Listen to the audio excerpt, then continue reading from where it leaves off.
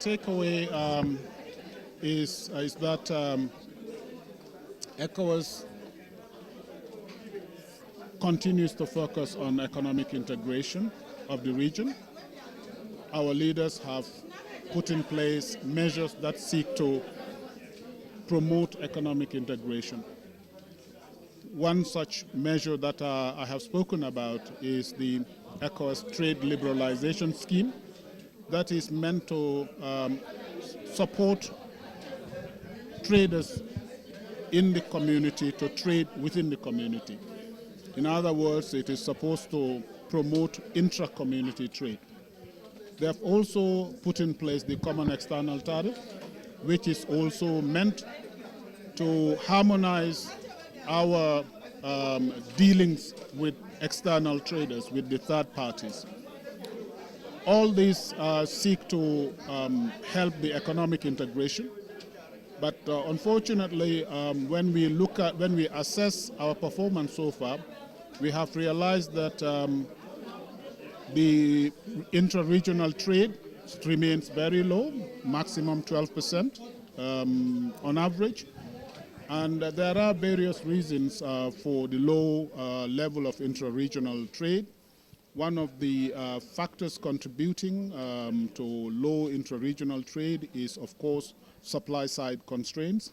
Our producers might not have the sufficient capacity to take advantage of the market access that ECOWAS has offered.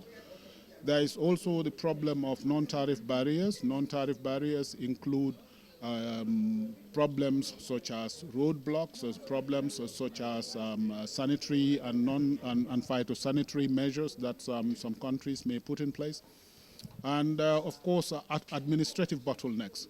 These are all non-tariff barriers that have contributed to the low level of intra-community trade. And certainly we can't forget the poor infrastructure challenges, the difficulty of transportation within the region. So these are the crux of my lecture, that for us to be able to take advantage of the market access opportunities in the region, the leaders have instructed or have taken the decision to put in place a number of measures that seek to address some of the bottlenecks. And I have talked about the corridor development, that is the Lagos-Abidjan corridor, which has been, the studies have been completed, and we need to raise about 15 billion for that. Lagos-Abidjan corridor is important because it accounts for about 70% of the market, and we have to raise resources to develop that corridor. Beyond that corridor, you also have the Abidjan Praia corridor, which goes through Bissau, Banjul, and Dakar. So these are some of the infrastructure initiatives and programs that ECOWAS has put in place to address some of the infrastructure deficits.